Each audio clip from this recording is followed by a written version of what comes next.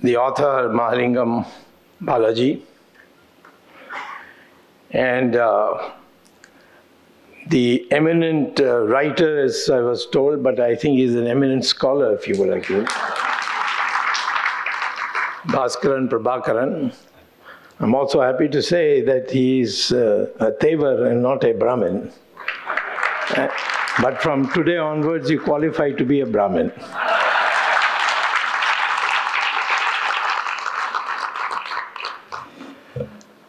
I thank you for this privilege to speak on what I think is a very important moment in our life.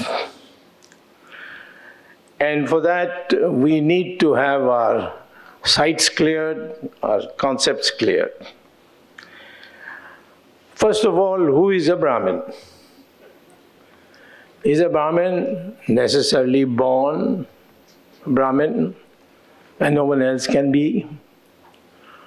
Or a Brahmin can be born to Brahmin parents and become Brahmin, but others can also become Brahmin by the gunas that they have and the tyag that they have done and the courage to fight against evil.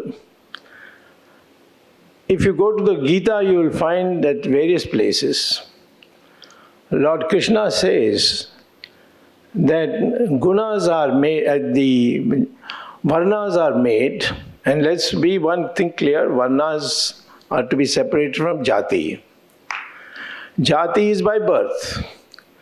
It is to enable people to not marry within the same blood group, because that leads to genetic flaw. Brothers and sisters marry, the children will become, will be formed demon. That they will be born by Sikh, they will be born with our Naam. This is what the pharaohs saw, because the pharaohs wanted to save their money, their riches. So they had brothers and sisters get married for the kings or the queens, and they found soon the whole pharaoh legend had disappeared, because they all became casualties and died very early. So jati was only for that, the blood group. And you know, when the marriages are selected, you make sure that there is no clash of the blood group. But that's got nothing to do with our society, except in terms of seeing taking care that the future generations become healthy. What I am talking about is varna. And varna is described in Gita. Lord Krishna very clearly says that the gunas, if you are a jnani, a tyagi and a sahasi, in short, then you qualify to be a Brahmin. It's not necessary that you have to be born. Even if you are born in a particular varna, you can have different gunas and therefore move out. For example, Vishwamitra. He was born in a family, his father and mother were Kshatriyas, but he became Rishi of Rishis. Take Veda Vyasa. So therefore, I would like to remove this false impression that Brahmins are born to a Brahmin family, and that's more and nothing else. And if we follow this example of the Gita, and what was our tradition, then the Brahmin population can grow. Like today we have recruited one, we can recruit more. We are only 3% in Tamil Nadu. And it will be less because many people are migrating and going to America and staying there and not returning back. So therefore, in order to fight those who want to eliminate, finish put down the Brahmin community. For them, we need a bigger mass than 3%. And anyone who therefore preaches, I'm not saying you should go and actually convert people or engage in those processes, but the fact is, you should now think in these terms. Can we?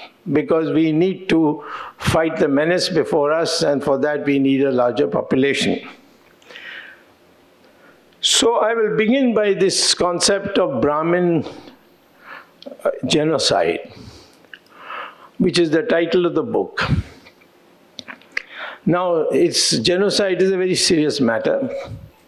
We saw it in its most ugly form when Hitler killed the Jews, and up to 66 million people were sent to gas chambers. So the United Nations has a special office on genocide, and in that they have listed all various occasions in the world has seen a horrible genocide. In India, after we became independent, the first genocide was after the assassination of Mahatma Gandhi. 5,000 people were Brahmins of Maharashtra, were brutally killed because Godse was a Brahmin. It was a senseless murder that we have hushed up, but it's no more something that we can hide. There is a possibility any time that there can be a genocide of Brahmins. And therefore, the book that has come, it's come at a very opportune time, and I congratulate you for having brought it out at this time. We have to educate, alert the Brahmin community of the dangers that lie ahead. Now, I would say that one of the things that we have to very clearly work on is that we must, first of all, spread the word that there is no difference ethnically between the Brahmin and any other caste in our country. And that can be established by the new DNA studies. Studies have been published already in the University of Cambridge Journal of Genetics. It has been published in Mysore, the university there. Research has been published in Houston in the United States. And they say that the DNA of the Indian, and ultimately the real test of race, is DNA.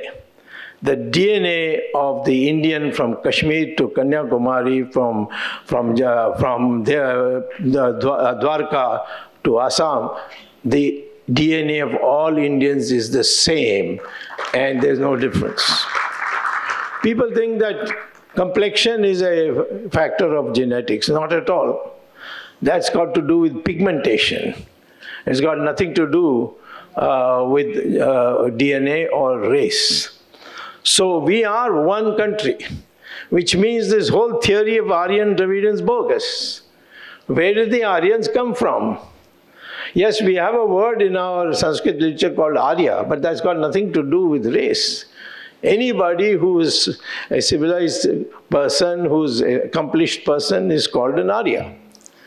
Dravida is a term for region, and the first person who used the word Dravida was Adi Shankara. When he went up all the way, having debates on the way and converting people to Hinduism, and finally met the biggest expert of Buddhism, and there's Mandana Mishra in Bihar, and challenged him to a debate. And in that debate they asked him, "Who are you?" He said, "I am a Dravid Shishu." Shishu means child. And there Shankara explains that he is a part of India which is called Dravid. And that is the southern states of Maharashtra, Andhra, Karnataka, Tamil Nadu, and so on. So here you see you have a clear statement, but nobody reads it because our whole curriculum doesn't allow for this kind of literature to be brought in or this kind of historical truths to come in. So therefore, this Aryan-Dravidian theory as a race theory is rubbish. And it should not be allowed to be in any of our history books. Even BJP with all its hectic efforts, even today has had an uphill fight and has not been able to change the history books that were introduced during the British times and continued during the Congress times, and may give new syllabus and a new set of books for compulsory reading to students, because there is dispute and there's objection, and those who were there in the government, in the bureaucracy earlier, they are putting up their resistance. But ultimately we will do it. We will change the history books. I'm confident that BJP will come to power, but I'm not confident about Modi coming to power. That's an opinion of mine personally. There may be many admirers of Modi, but I would like to say that I am only concerned about BJP coming to power because we have an ideology, and to make it a personality issue is then we are falling into the same question that we faced during Mrs. Gandhi's time. So the question is that we need a lot of time to see that all these things which have made you look inferior, feel inferior, that has to be corrected, and that can be corrected only at the school level when you teach the students the correct history with the correct history book. And this, even parents will have to learn with it, because they have been brought up on the old history books. Now, as I told you that during Gandhi's assassination, there was a genocide, 5,000 people being killed without any rhyme or reason, just because Godse the killer was a Maharashtrian. Where do you draw the line? If this happens, every day will happen if we permit it. Fortunately, it has not recurred again. But once again, when Mrs. Gandhi was assassinated, 3,000 Sikhs were killed. And that itself shows that this mentality has to be wiped out, is to be taken out. And that can only come when we develop the true history of ours, that we are one people who are born here, who may have different views, we may have different religious understanding, perceptions, but as a people, we are one people, which we have to bring through the change of our history books. Otherwise, one of these days you will find another genocide that will take place. Now, this second point I would like to make about the reference to genocide was by a gentleman by name Rajiv Gandhi. I'm not talking about Prime Minister Rajiv Gandhi. I'm talking of the secretary of the DMK called Rajiv Gandhi. They can't even find Tamil names for themselves nowadays. One is Stalin, the other is Rajiv Gandhi. What kind of Tamil people are these? Anyway, he said that the Tamil Brahmins will be subject to genocide, openly in a press statement. And so I sent a petition to the High Court saying that this is in violation of our constitution, what he has said, and therefore he should be arrested. But I was told that it was required that I get sanction from the Chief Secretary. So I sent the sanction to the Chief Secretary, and the Chief Secretary has not yet responded.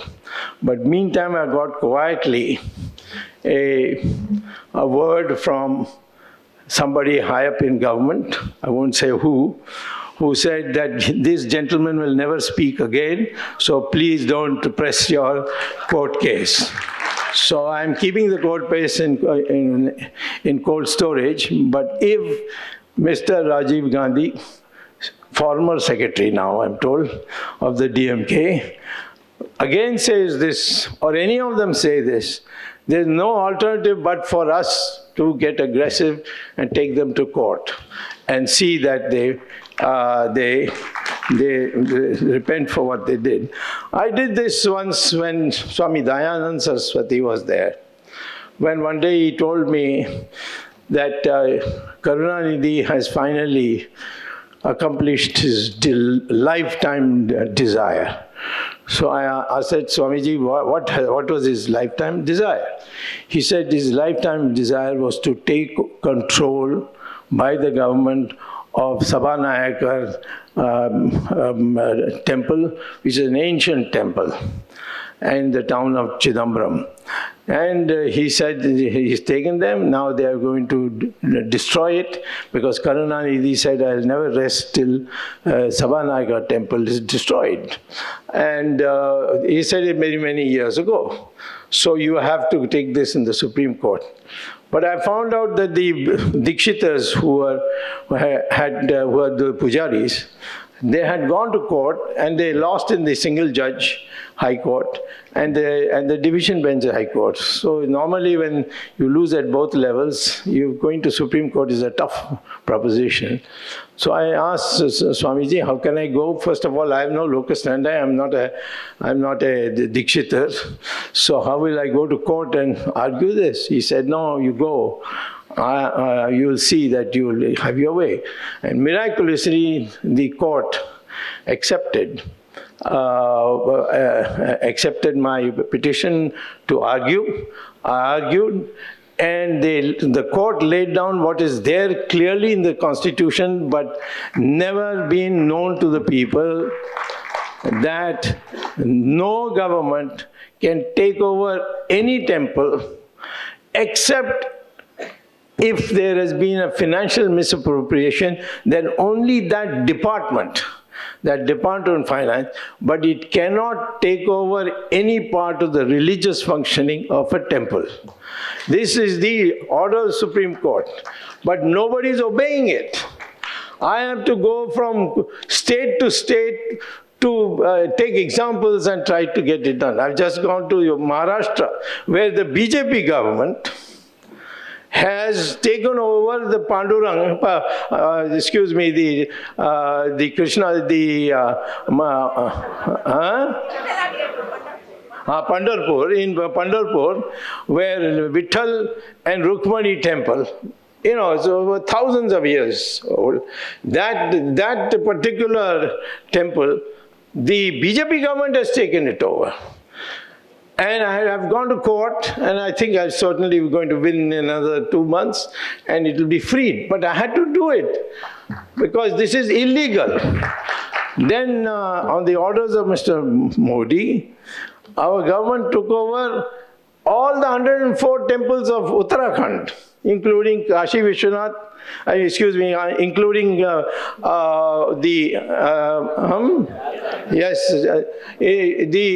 holy Shiva temple and the Vishnu temple. They took it all over, and the Char Dham as it's called. And what happened? The court then gave me an interim order saying that the treasury of all these 104 temples will be not in the hands of the government, which is what the ordinance said, but in the hands of the pujaris, and that will not be taken away. And suddenly the government lost interest, and then after my court case, I won the court case, they have withdrawn it. Now the Char Dham temples are all free. Now, therefore, what I'm saying to you today is, you have, as Brahmins, as Hindus, we have to make sure that what is special about our culture includes looking after temples. And I'm unhappy to see our pujaris, our people who are working the temples, who have given their entire life for it, who have learned the Sanskrit shlokas, they have learned all the scriptures, who perform the pujas, the miserable life they have to lead, and particularly Tamil Nadu. And in Tamil Nadu, we need a renaissance, we need a Hindu revolution, and if it doesn't come this year, it will come in next 10 years. If it doesn't come in 10 years, it will come in sometime in the other, but we have to keep trying. And you will find that slowly people start yielding. I remember when I was fighting for Ram Setu, Karunanidhi got very upset and he said that what is this Swami saying, Ram Setu? Ram was an engineer. He went and built the bridge. So, I mean, everybody was offended. But 2 days later, Karunanidhi fell sick. So he had to be admitted to hospital. And the hospital's name was Ramchandra Medical Hospital. So I wrote him a letter, get well soon, because Ramchandra ji may not give you much time because it's a temple in the name of Ramchandra ji. This is the way in which they have been trying to be debased. But as far as the Tamils are concerned, the targeting of the Hindus must end. We cannot tolerate it anymore. I have no problem with them because anytime I make a little noise, they adjust, and then I get a secret message, please don't go any further, we have fixed them. But I'd like all of you to be fighters and pursue the matter. The law is in your favor. Make friends with any lawyer you know and tell him, ask him to help you to file cases. Don't take anything lying down. Because we now need a situation where we are no more passive. We don't want to be, of the ministers. I've seen lots of Brahmins who are ready to be secretaries to ministers. I don't understand. Then why are you a Brahmin? You should be a Kayast or something like that to see who does paperwork. The Brahmin is a most elevated position. So according to that, we must try to live. All that has happened during the British period, all this I understand. But I would say now you can start doing some things in your own residences. In your own residence, please try and see if you can persuade your children to learn Sanskrit. Because Sanskrit is the language of the future. You can go to Google and you can Google artificial intelligence and Sanskrit, just that much.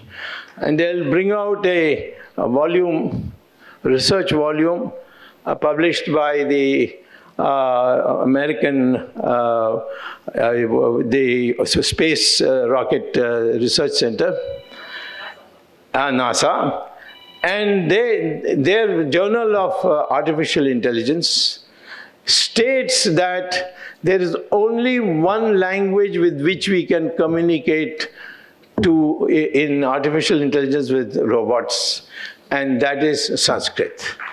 Why? Because every word is precise sound. It will not confuse the computer. If you use English and you say PUT, you type PUT, it's put.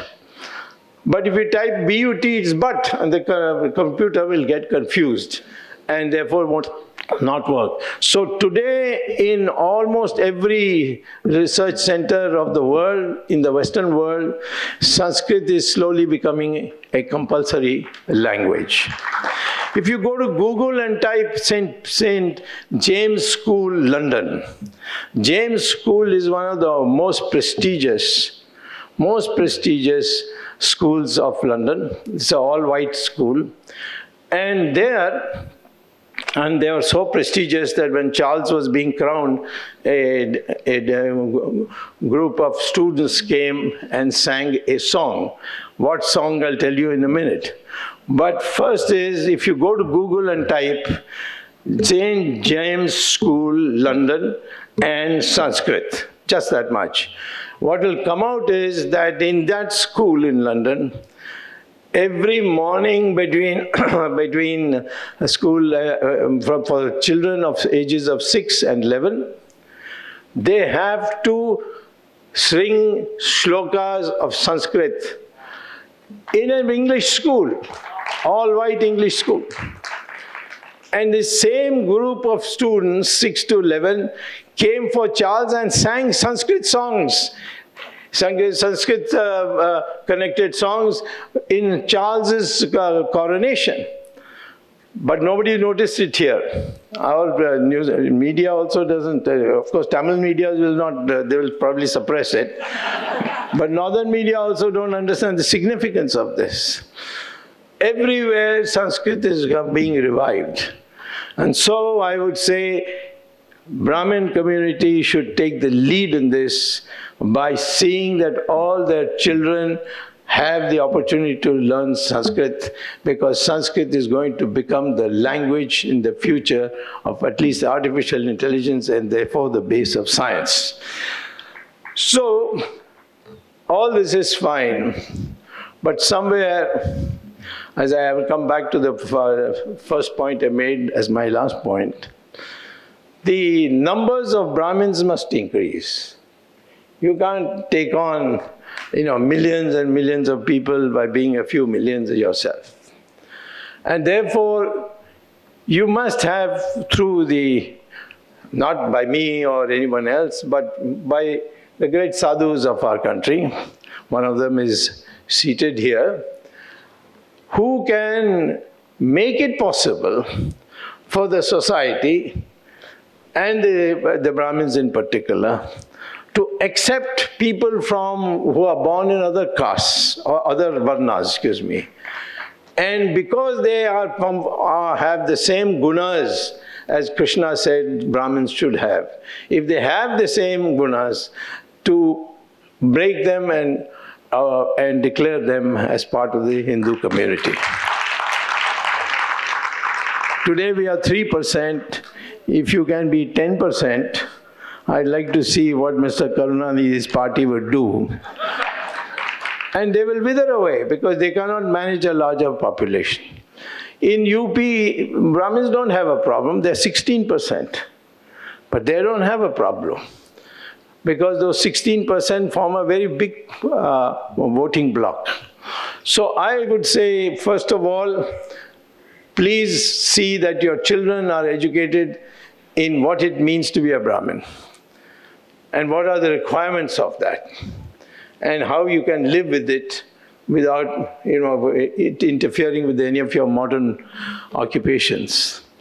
And the second is, how is it possible over a period of time to see that not more Brahmin children are born, but how other communities, people born in other communities, because of the procedure, because of their agreeing to or adopting the necessary discipline of Brahmin, to become a part of the Brahmin community. Those who go, say, for a school which is run by Brahmins, but they are not Brahmins from Brahmin community, they could be a part of that. But the Brahmin community's numbers must increase. It's not a very popular thing I'm saying, I know it, but I think from a strategic point of view, I've come to the conclusion that you can't go on, and because anyway the Brahmin population also is going down.